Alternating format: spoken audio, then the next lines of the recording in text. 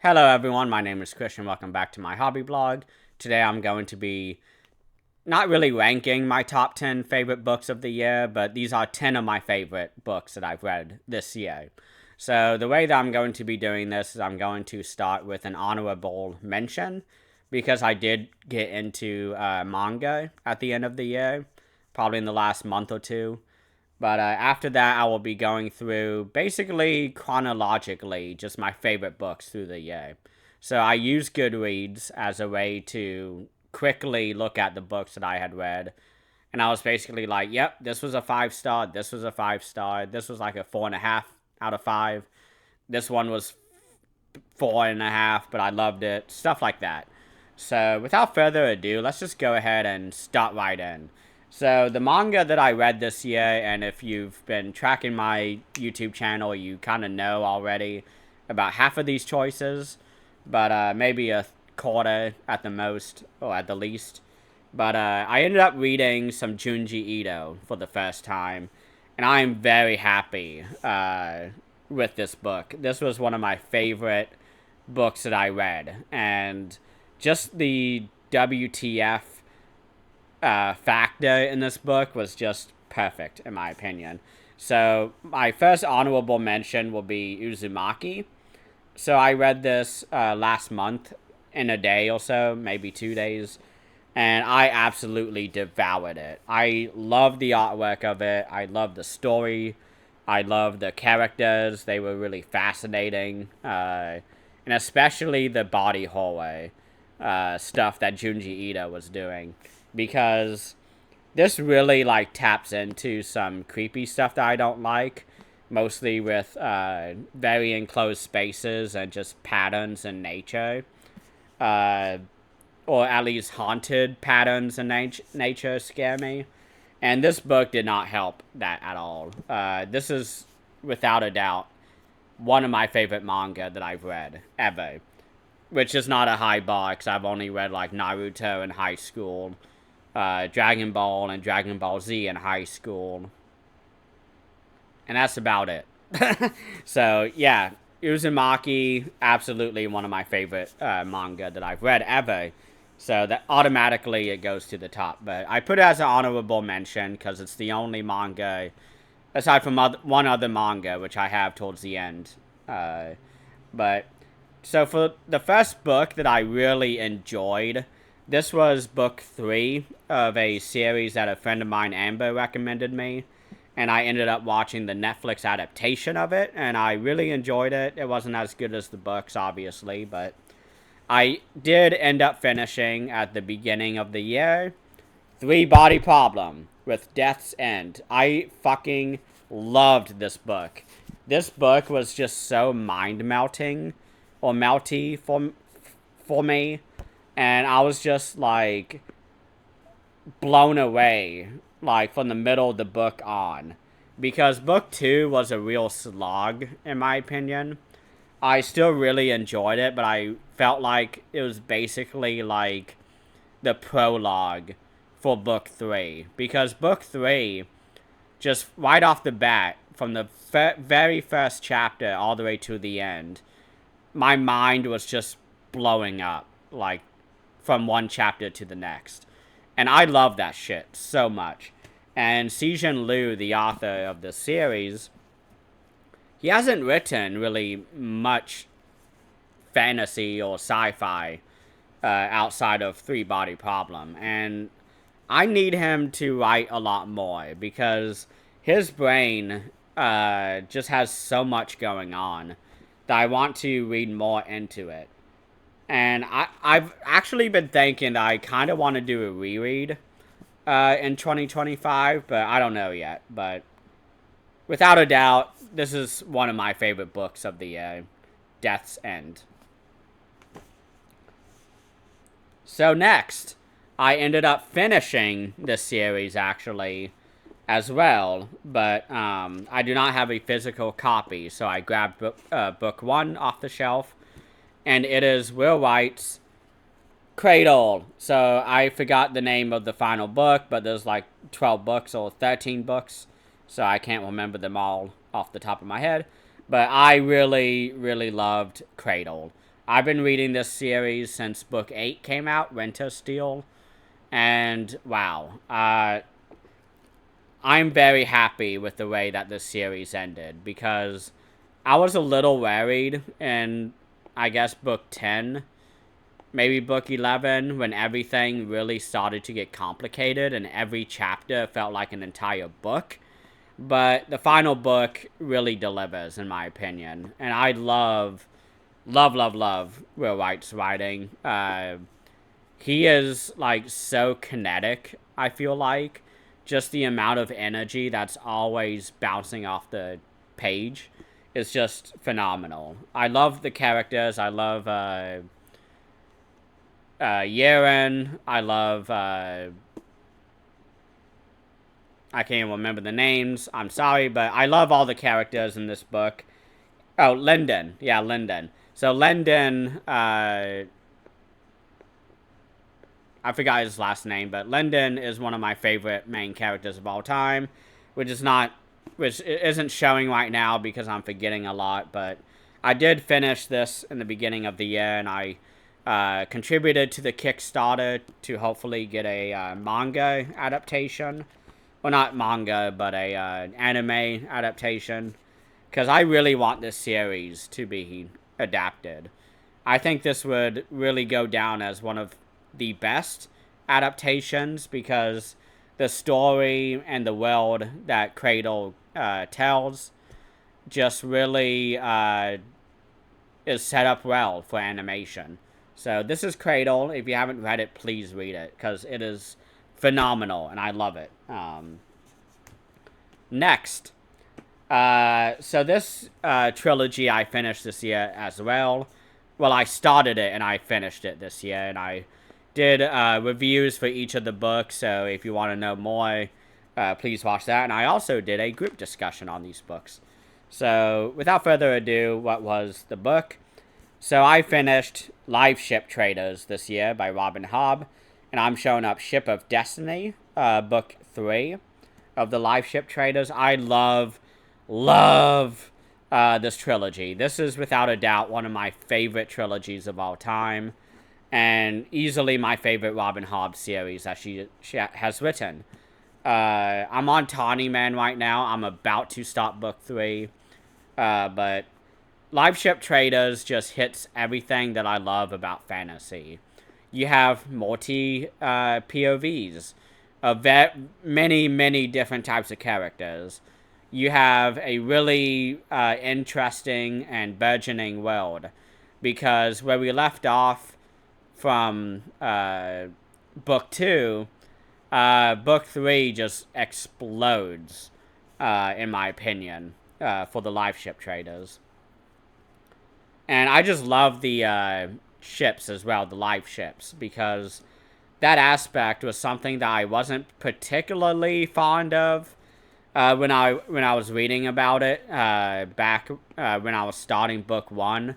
But as with everything that Robin Hobb does, it's almost perfect, if not perfect, how she does it. And she absolutely nailed these books. I think all of these books are 10 out of 10, at the lowest 9.5 out of 10.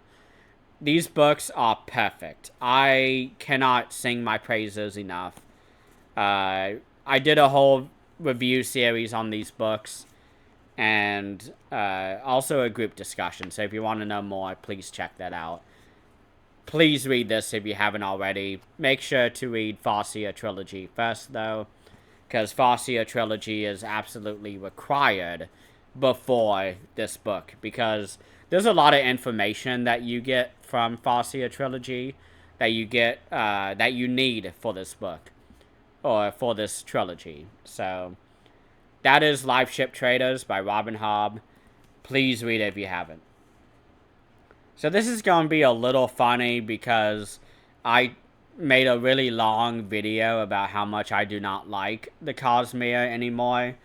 But one of my favorite books this year ended up being one from the Cosmere. It's Possible.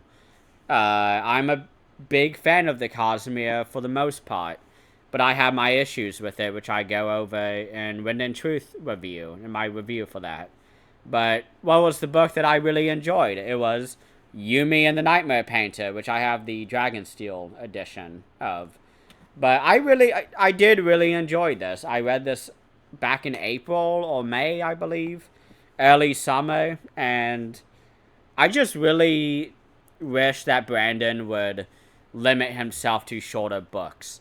Because when he does shorter books like this, he does so fucking well. And it's like so good. I really enjoyed the world of this. I didn't really care for the romance, and this is a romance book. So, although one of the major aspects of the book I did not like, everything else just landed so well for me. I love the mystery at hand. I love the story. The characters did not annoy me. None of them really did. It was just great from beginning to end. And the ending as well, I felt was just awesome.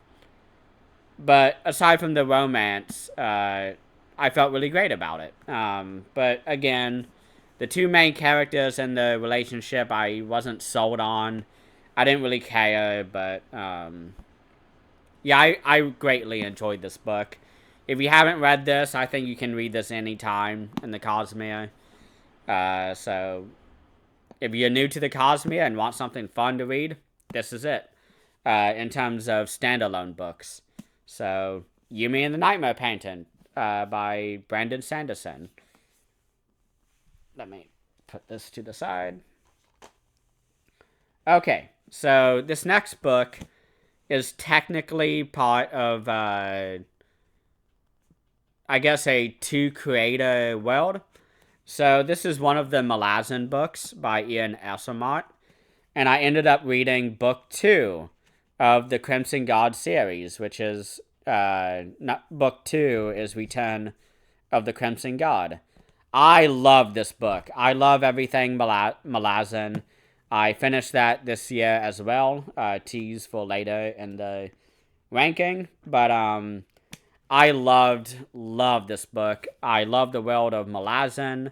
I love the characters in it and the way that this book closed up a lot of storylines in the main Malazan, I guess, 10-book series. So, if you haven't read any of Ian Asimov's books within the Malazan world, I highly recommend that you do. I think these are essential to read with Malazan. But, yeah, I have a review out for this book that's much longer. So please go check that out if you haven't already and want to know more. Return of the Crimson God, absolutely fantastic.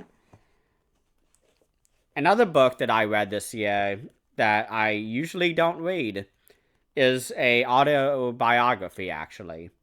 And it's one by one of my favorite directors ever, and it's by the author of Akira Kurosawa. And it's his autobiography, Something Like an Autobiography.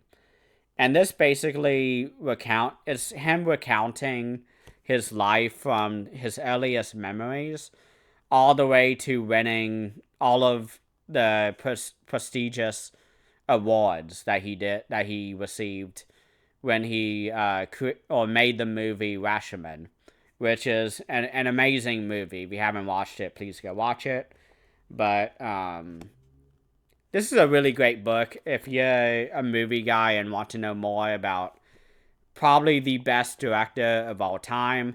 I would highly recommend reading this. You get everything about his life for the most part, and he was a pretty private individual. On top of that, he was really quiet as well, so he never really talked to people.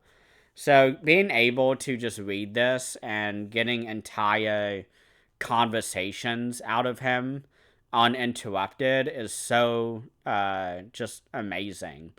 I really enjoy that. And it is really short, so you can read it in like a day or two. I took a few days because I didn't want to go too fast, but yeah, there's some really great pictures too of him throughout the book in various stages of his life. So yeah, if I know I don't really talk about movies anymore, but if you watch my channel for that and you want more books that pertain to movies, then definitely watch this, because this one's incredible. So I was just looking at my microphone cord hoping it's good. But so I've also done a review on this. The rest of these books I've shown on the channel already, but my third to last favorite book that I read this year was Perdido Street Station. This book was just so WTF and crazy and beautifully written that I think everybody should read this book. I was just blown away by the imagination of China Miéville, who is the author of this book. This was my first book by him too, so I'm very much interested in reading more by him.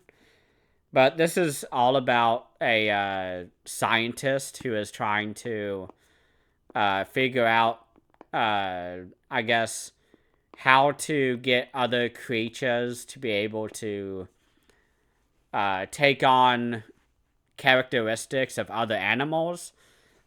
Specifically, he wants a character who used to be able to fly.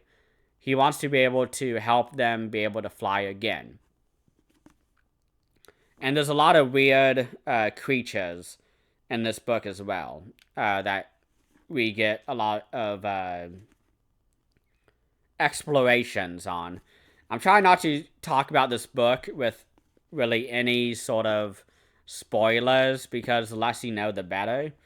But this is amazing. I highly recommend anybody and everybody to read this. It's one of my favorite books I've read this year, if not ever. From beginning to end, my attention was grabbed, and it never let go, and the last half of the book just keeps going places that I don't expect. So that is Perdido Street Station by China Miéville. So the second to last book that I'm showing is going to be a massive epic.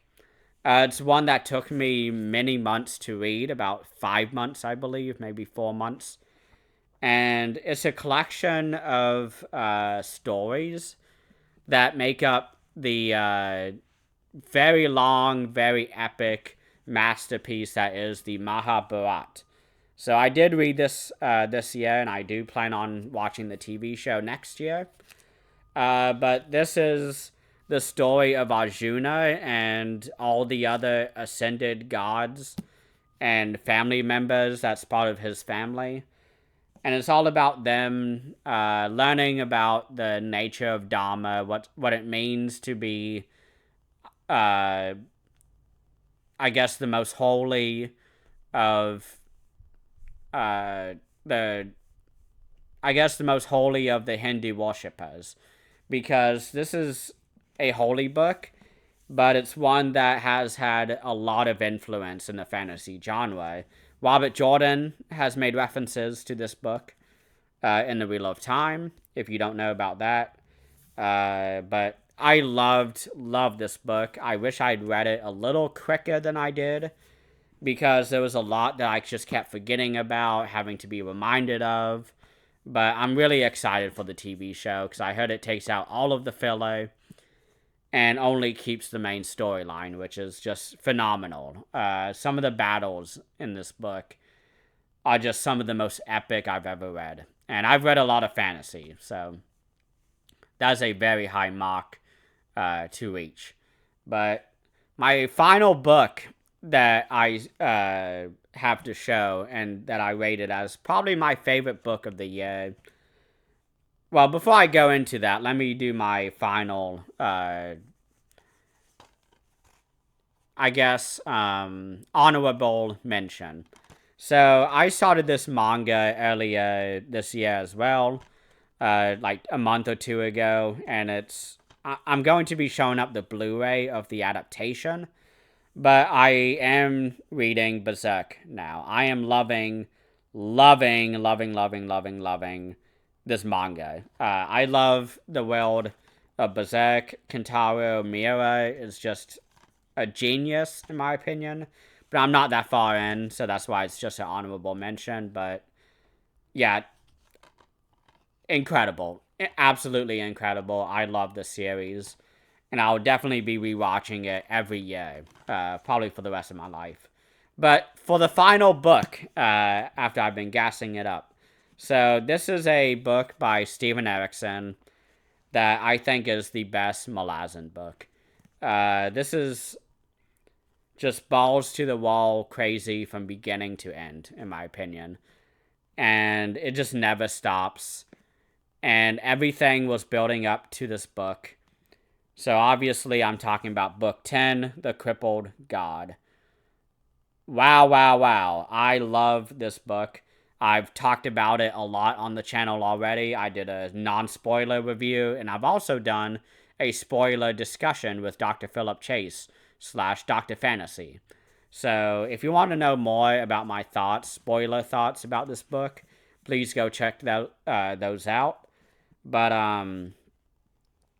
yeah, this book was just amazing. I loved it so much, like how this book finished and just how everything came together that I didn't want it to end. I was telling Philip while we were talking about it that this book, I would have been happy if Stephen wrote an extra 300 pages. Because there were some parts of the book where I felt like, wow, there goes that big moment. I wish we could stay there. No, don't go. And we would just go, just constantly to these insane moments. And I just loved it. This book is just perfection, in my opinion. This is the best book that I have read this year in 2024. I don't think I'll read anything in the next week or two that will beat this. So that will be it for the video. Thank you all so much for watching. And please let me know what your favorite books of the year have been. I want to know what you've been reading. And I love living vicariously, so it'd be great to talk about it. So thank you all so much again. And please like and follow if you haven't done so already. And please have a great rest of the weekend or week. And please have a good holiday.